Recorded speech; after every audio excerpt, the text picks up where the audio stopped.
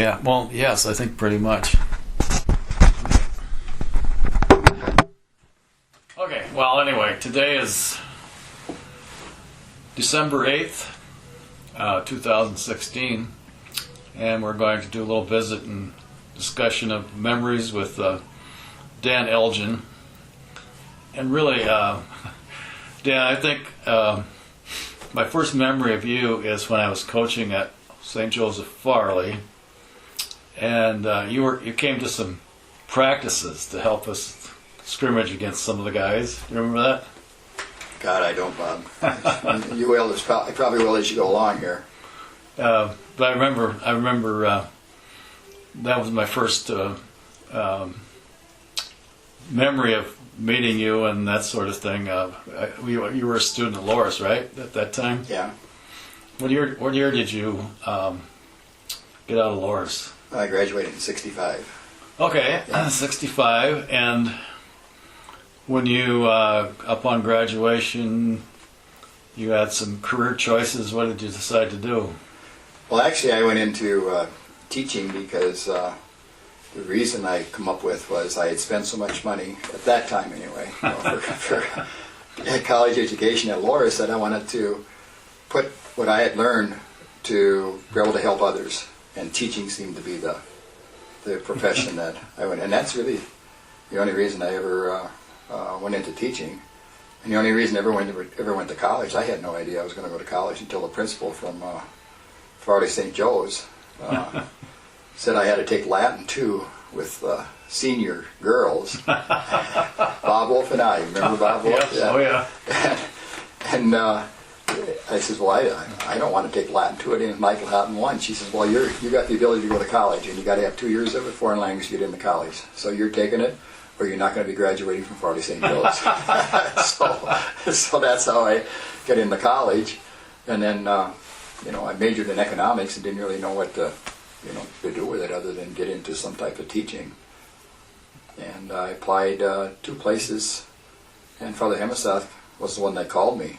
Father John. Father John, he was a pretty sharp priest, And I'll never forget the interview I had with him. He showed me the school.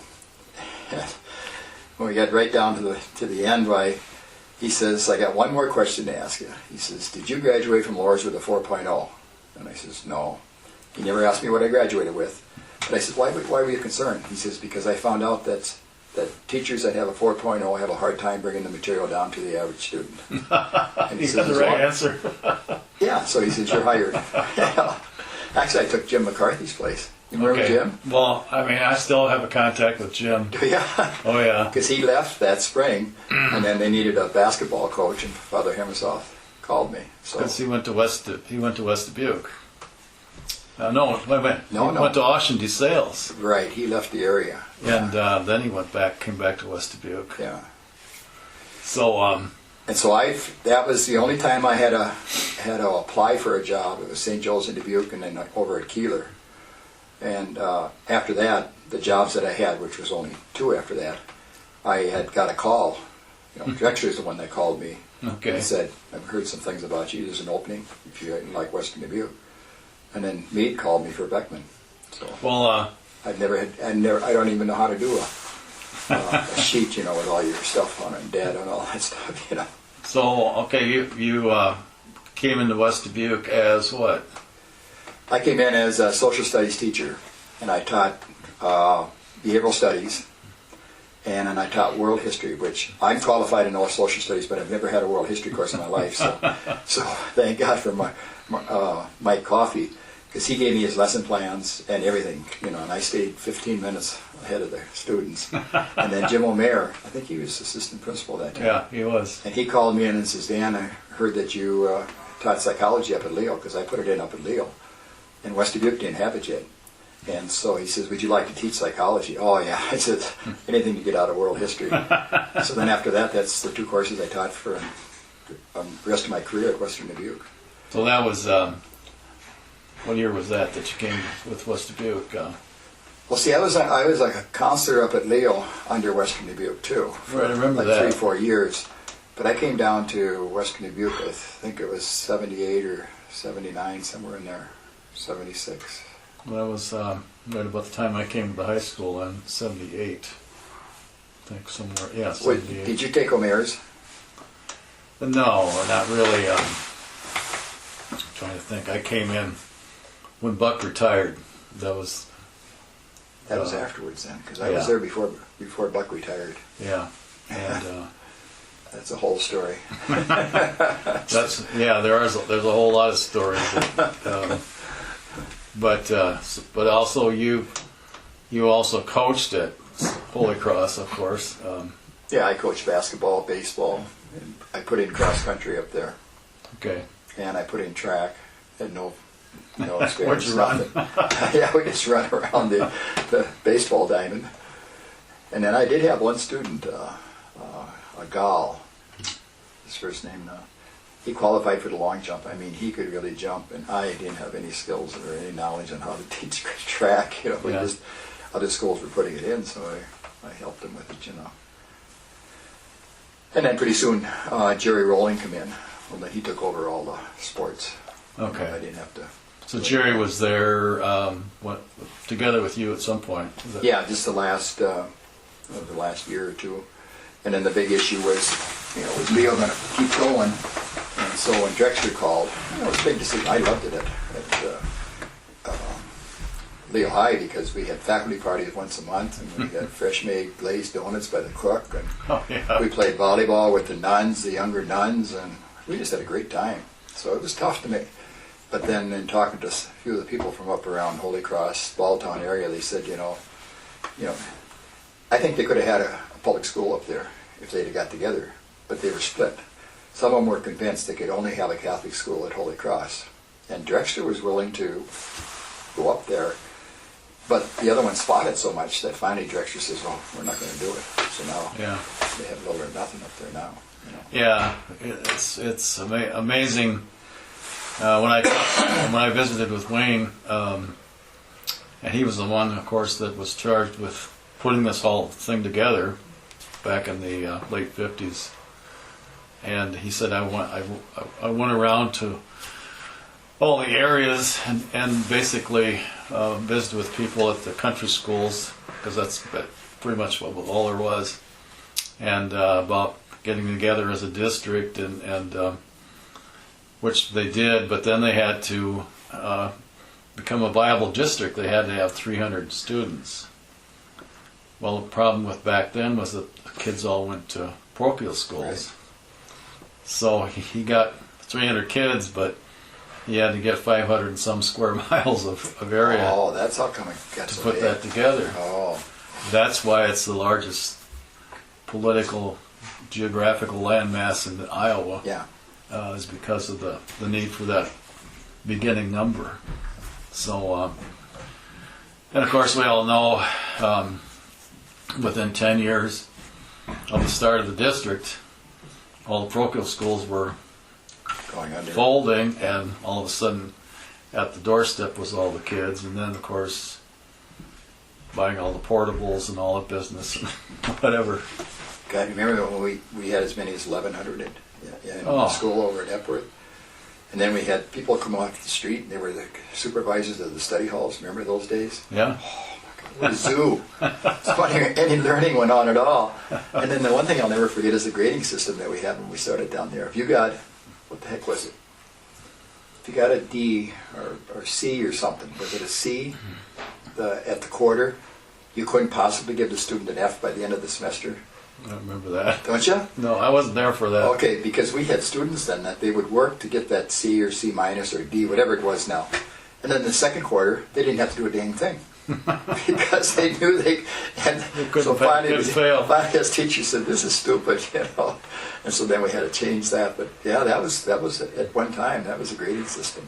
So when you came to the high school at Epworth, then were you in a regular classroom inside, or were you in a portable, or? Oh, jeez. I had a portable outside with world history. Yeah. Okay. And then I also, the next year when I put in psychology, then I had a portable outside for psychology. Okay. And I don't know how many years I was in that. And then eventually what did I end up having psych? Oh, then eventually I ended up with psychology next to the band room, and then when they added on back there. Okay, right. Yeah, I remember. Yeah. And then for a while I was also up at that the old weight room or whatever it was up in the northern part there by the cafeteria. That little room? Well, no, it was the big room with the curtain between. Oh, okay. Paul yes. Schramm was on one side. That was originally the wrestling room. Yeah, and I remember one time, Paul and I went down, Harold Knudsen was principal. When we went down and we wanted him to put a wall in because it was just too noisy. I remember that. Remember that? Remember what I did to get the wall at all? How did that all go? Harold was going to come in and he was going to evaluate me. So I went over and I talked to Paul. I says, Paul, you got to order a film. And I says, you got to put the movie projector right here. And Paul says, well, why? And I says, well, right on the other side of the curtain is where I got an empty desk where Harold Knudsen's going to have to sit. And I says, Paul, pretend your students all have hearing aids and they can't hear. And I says, turn that sucker wide open. So he cranked it up. And Harold sat back there against that curtain, you know. And afterwards, when he did the follow-up evaluation, I says, any comments or anything like that? He says, geez, Dan, he says, I didn't realize it was that much noise coming through the curtain from the other side. The next year we had a wall. Yeah, I remember that Yeah. very vividly. That was just one of the challenges we were faced with at the high school, and all those attempts we made to try to get bond issues passed, and lack of success there for the most part. But Can you imagine if they'd have started this 1 cent sales tax way back then? oh, We'd have had less hassle with Beckman, everything. You know, they'd been doing so good. But you know, well, like, just imagine. Good example. We used to have, well, we still do. Maybe, I don't know. We had the parent-teacher conferences in the gym, yeah, which is fine. But at the end of every session, we had to tear everything down because we had to practice the next morning at 6 o'clock. yeah. And on it went. And all that energy that we had to expend to do whatever with less, it was amazing. Well, we had to have kids practicing over at Divine Word Seminary, and I remember Lassance was in charge of the freshman boys, or was it girls? Anyway, they had a walk over, and I raised my fury about that. You know, that they were walking in the cold weather and everything. You know, and what a mess. You know. Well, then also at the Epworth Elementary, we practiced up there all the time. And The old school, the one with the pole in the end. yes. I remember playing in that. God, I wonder more people didn't get head concussions running into that. Well, I never was exposed to that. You were, right? I played in that gym. My God, you know. It was absolutely unreal. And if you happen to trip, you go right into on the one end, you go right into the stands, you know. On the other end, you go right into the wall. Yeah.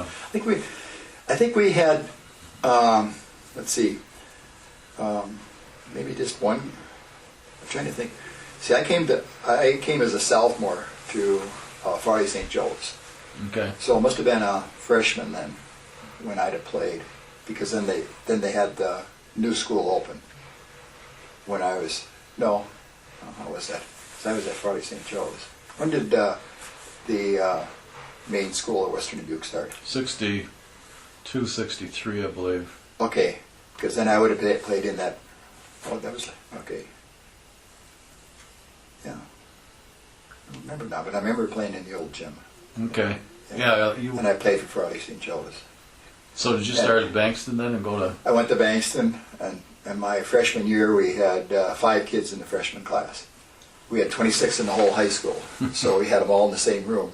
And all the seniors sat by the windows, and then the juniors, then the sophomores, and then the freshmen, and they decided to close the school. And then when we went to Farley, of course, you know, our classes then were like, I think I had 26 in my graduating class. And then we played basketball my first year over there. We played down in Memorial Hall. Oh, is that right? That's where we had basketball, yeah. Okay.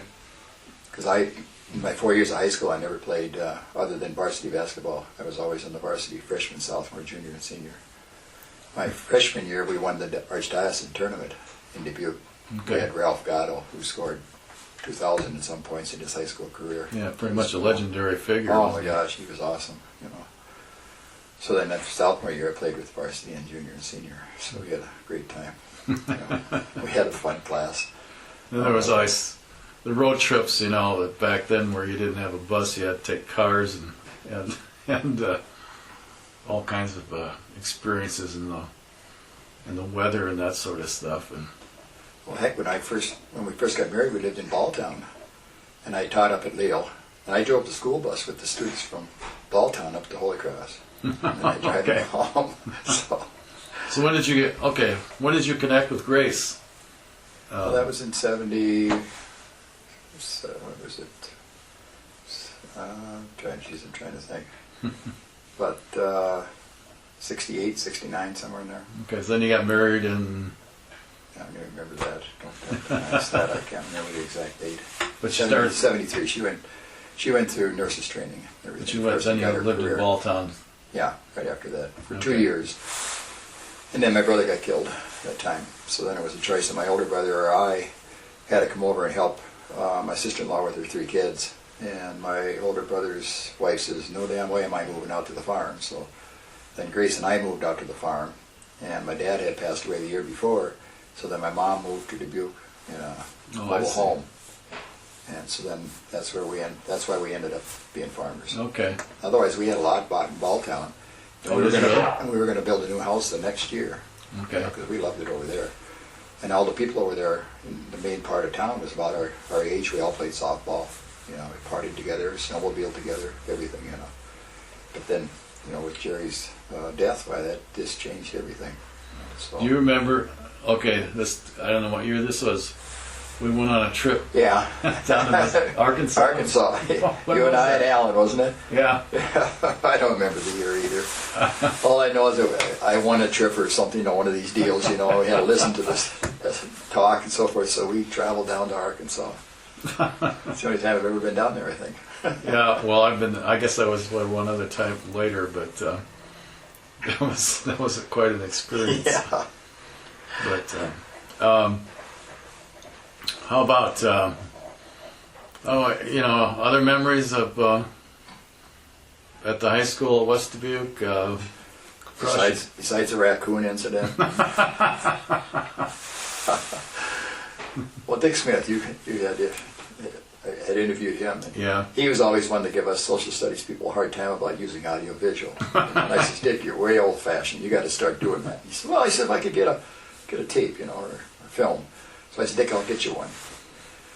So I got him a film, and I says, Dick, and that was Keystone always brought those, Right. So they brought it. I didn't show it to Dick, and I says, I'll have it all set up for your class, the next period. So I went in beforehand, and he had the old real projectors, everything. I set it up, and I called Dick in, and I said, Dick, all you have to do is push this button. He said, what's it about? And I said, oh, don't worry about it. It's on math. So I'll never forget. Afterwards, he come on. He said, "God dang you, Elgin!" He pushed the button, and the film was in black and white about the 10 little Indians. I said, "Did you show the whole thing?" "Well, no." Well,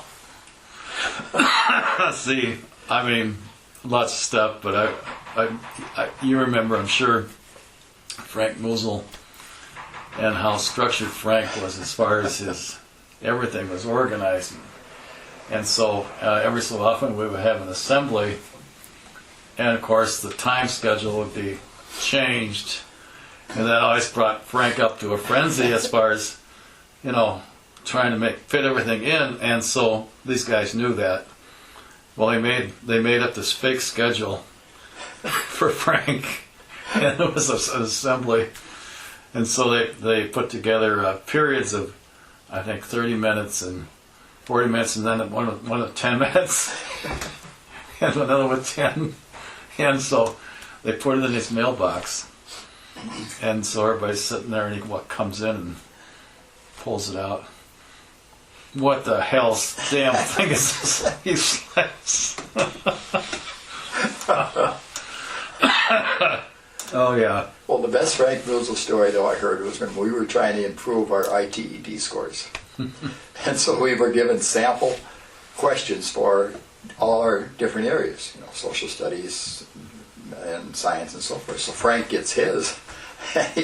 he has the kids go through these supposedly sample questions, and they figured out all the answers and made sure they had them correct. Well, when the real ITED test came that day, he hands it out. Students start taking a look at it and start working on it. And they said, "Mr. Musil, I think we got the wrong test." And he says, "Well, why?" And they said, "Well, they're the same questions that we had on the sample one that you gave us yesterday." It's exact. However, he got them mixed up. I don't know. That's funny. Yeah. Break. Oh, yeah. There were a lot of good times at Western Dubuque. It was. The only thing with Western Dubuque, though, I found, because I started off in a small Catholic school, and now I'm in a small Catholic school again, is the camaraderie wasn't quite as good at Western Dubuque. There was more cliques, I think. You and I recognize that. There were some teachers that we kind of all got together real good.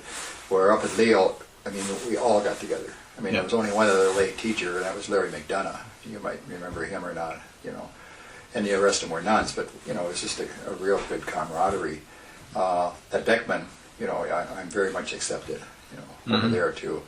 But there was them cliques, and you know who I'm talking about, and different people. Oh, yeah. That if you weren't into sports, then in the school you weren't anybody, that kind of a clique, stuff like that. And then what I remember most about my class was Little Bobcat Day. That was quite a that deal. was good stuff. And one time I think I had like 90 little kids running around. That was the most I ever had. And that was kind of... Yeah, that was was that a particular time of the year that you did that, or? I did it each semester. And it was usually about halfway through the semester when I covered the development unit. And the first, I started it because I got the feeling that the students really didn't understand the awesome responsibility of raising kids. And so I thought there's got to be a way to... And I know that they were doing the bag of flowers at one time. Remember that in the family living course? Yeah. And then they went to the eggs or something like that. But it's not the real thing. So the first time I did Little Bobcat, I was out in the portable, and it was probably maybe my second or third year of teaching psychology. I had my own son Pete come. I'll never forget that I had 2 classes of psych, the last 2 of the day. And Grace, my wife, brought him in at the beginning of the second last period. And he took one look at those students in class, and he got under my desk, and he wouldn't come out. And the students were like, "Hey, you teach this stuff, can't you teach this kid?" Well, between classes, I got a tractor, and I got him going with the tractor, and the class started, and then he wouldn't settle down. He was just all over the place, And before the students left, they says, "How come we can't bring somebody?" And I said, "Well, would you be interested?" "Yeah." So then the next semester, I opened it up for the kids from town, so that they'd be nice and close. Well, then the country kids said, "Well, that's not fair. We want to bring them." I said, "Well, yeah, but you got to drive them here or ride the bus or something." "Yeah, we'll do that." So that's how it got started. And then we did all kinds of testing, but they had to be in charge of that kid all day long. Yeah. And the one boy, his name would come to me eventually from around New Vienna area. He wanted to bring a 2-year-old. And I says, is she potty trained? "No." And I says, "Well, okay, you can bring her on one condition, that you change her diaper and you take care of her and you don't pawn her off to any other girl in the class." I says, "You got to promise me that." So he says, "Okay, I promise," because he really wanted to bring her. We really couldn't do a whole lot with 2-year-olds, but we did some little testing with them. And then we had the testing for the 3, 4, 5, 6 years old, And he came back the next day and he says, "I'm never going to have kids." Never. He says, "My God." He says, "I was so tired by the end of the day." And I said, "Yeah." He said, "That's what it's all about." And I said, because,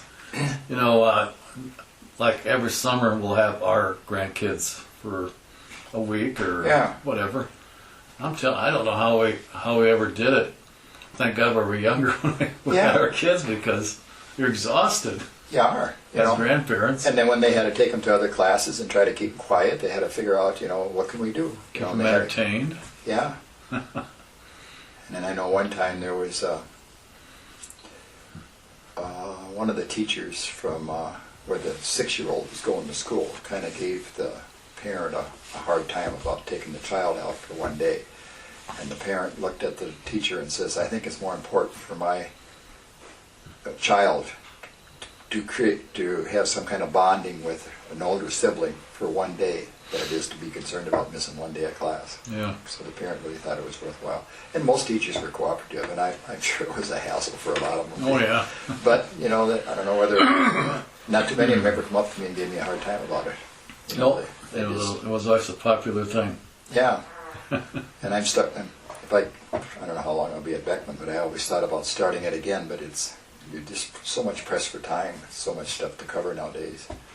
The textbook that I use now is probably about at least double the amount of information that I had when I was teaching at Western Dubuque. What are some of the borders and boundaries that have been passed in psychology as far as you're concerned, from when you started to now?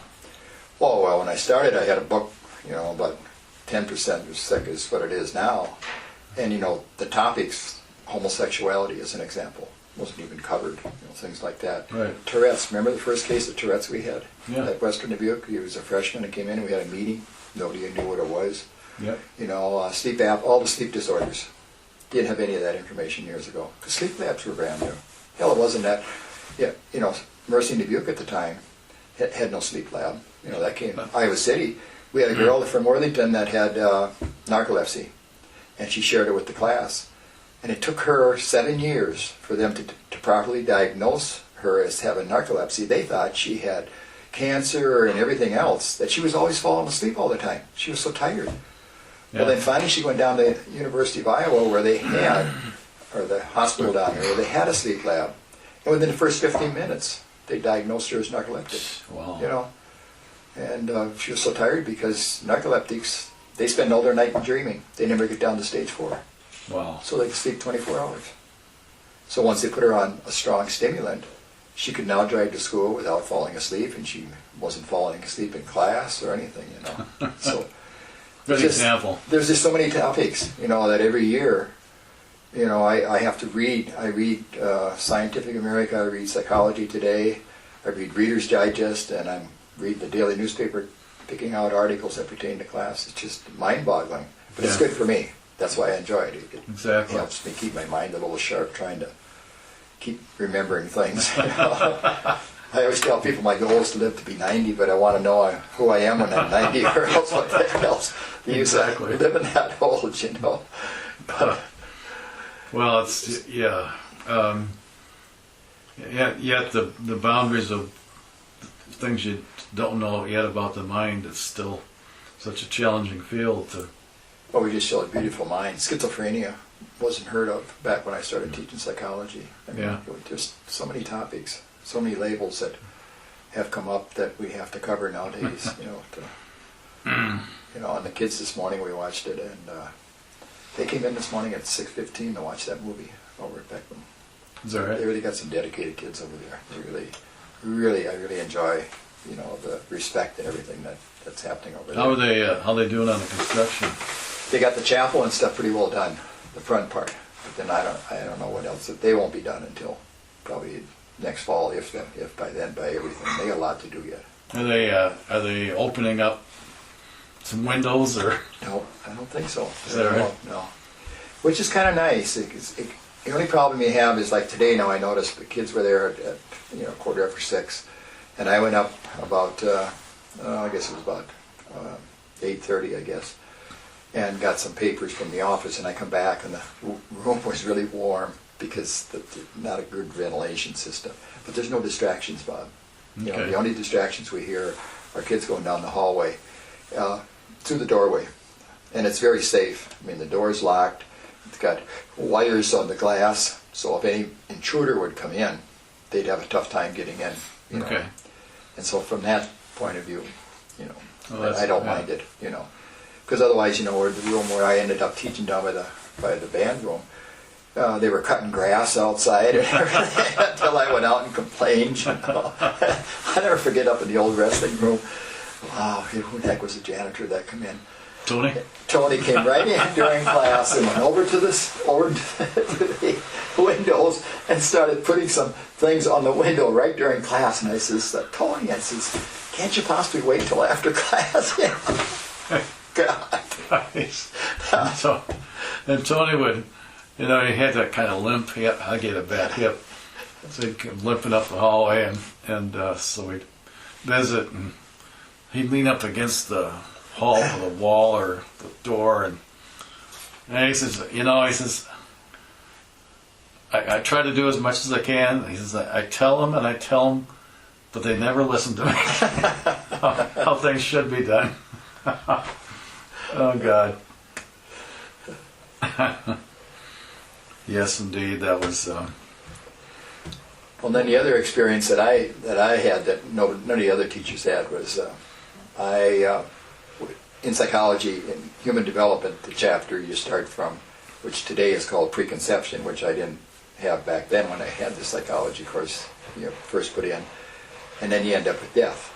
So I taught some things on death and 5 stages of death and dying that are used in various ways and so forth. And I kept thinking, how can you get these kids really serious about what happens afterwards? So I went in, and I'll never forget, I asked Harold, I says, would it be okay if I had Bob Reif bring down a casket and put it in my classroom? And he kind of looked at me at first, and he says, you got to promise there won't be anybody in it. And I said, come on, Harold, I'm not going to do that, So anyway, anybody in it? So I called Bob, and I told him what I wanted and why. And he says, yeah. He says, Dan, I'll come down.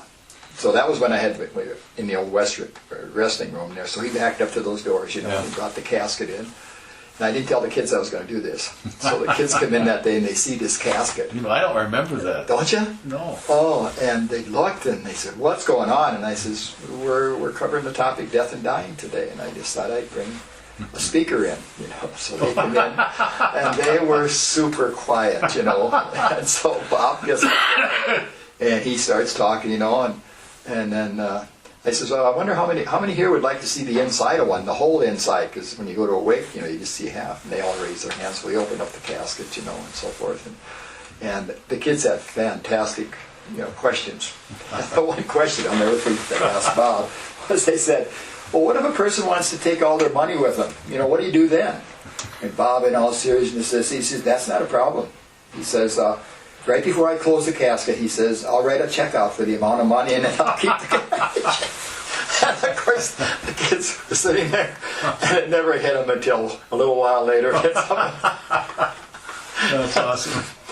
And then, that same day, I remember the old Butts florists from Epworth? Oh, yeah. Okay, they were bringing flowers over for, I don't forget what the occasion was, but they come over to school. And they came back through that back door, they always did, back, and they saw the hearse there. And they'd walk inside, and the kids are happy-go-lucky and all this stuff. And they said, what's going on? What happened that, here the hearse is, and yet the kids are just so happy and everything. They didn't know that I had a guest speaker. Oh, my. So then after that, I think I might have had them maybe one more time bring the casket down. And then finally I said to Bob, I says, well, is it possible that we could come to your funeral home, then you could show them the embalming room, and everything like that? And he says, yeah, Dan. He said, that'd be fantastic, because he had a large number of caskets, and then we had the kids come, and he would open up the caskets and show them the Z-barding and the warranties and the bed and everything, and he explained everything very thoroughly. So then he takes them into the embalming room, and, you learn a lot from mistakes, from experiences, and all of a sudden, I happened to just look across at the gal on the other side of the embalming room, and her face is real white, and before I got over to her, she collapses. So I went over and I grabbed and tried to pick her up. I got her up, and Bob says, there's a door right there. One of the kids opened it, got her outside, but then she fainted. After that, then I'd tell the students, and we've been doing this for, I don't know, probably 40 years now, I suppose. I tell them, if you feel faint, have a partner that you can tell. And I says, if they think this is going to bother you, just kind of stand up by me, and then I'll. Yeah. And if you don't want to go through it, you don't have to. And, kids are very extremely strong and resilient, because I had a girl one year that she buried her father on Monday, and on Wednesday we had the funeral home visit. And at class on Tuesday, she says, I don't know if I can do this. And I says, well, I'd really like you to go so that you have more knowledge about what happened after your father passed away. And I said, I want you to stay close to me when we're over at the funeral home. And I says, we'll have some tissues, and if you feel it's too heavy for you, I says, I'll take you outside. Well, she stayed, in the whole presentation. And when she came to class the next day, I says, well, how'd it go? And she says, I'm really glad I went. She says, I really feel great about the way they took care of my dad. Wow. So that was kind of a unique situation. Oh yeah, for sure. And as you'll notice, I usually don't mention too many names because I'm just kind of used to doing that. I don't. I give a lot of examples and stories when I teach, but I don't. The only names I give it when I teach are my kids. I use my kids a lot in examples in class. Okay.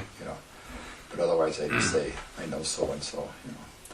Because we just got through talking about schizophrenia in class, and I've had 2 students.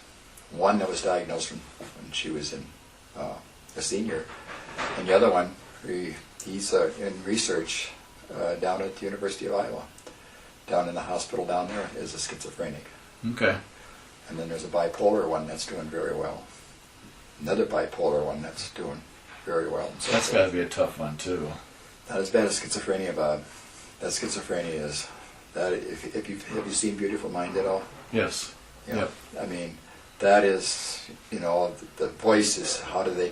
The kids sat in class this morning, and I told them afterwards. I said, "This is the most involved class I've ever seen since I've been shown this movie." They were sitting there on needles and pins when the scene come where the baby was in the bathtub and the water was running and the baby could have drowned. They were going like this, make sure. And I said, you people just got so involved in this. But I says, how many of you were confused about what's real and what's not real? And they all raised their hand. And I said, that's what these people go through every day in life. I says, how can you tell? How do you know if the voice? Because we all have this little voice sometimes that we call conscience, kind of that tells us, well, that's right or that's not right. I'm talking about that little voice coming. But I says, if you couldn't tell that that's a voice within you, but it's telling you to do something, like Andrea Yates, we talked about her and how she drowned those 5 kids of hers, Yeah. I says, how can you? So I said, who were the people that were in the movie that were real? Well, so and so. I said, are you sure that person was real? Well, I don't know now. So that's a great movie to help them understand. Yeah. Oh, yeah. So when they see articles in the paper and it says that so and so, was found committing a crime and he heard voices, I says, now you understand to some degree, what these people are going through. To me, that's the worst mental disorder you can get, Bob. Wow. Is schizophrenia. Yeah, that's got to be unbelievable. Yeah. I gotta take a potty break. Yeah. Shut that off. Yeah, just.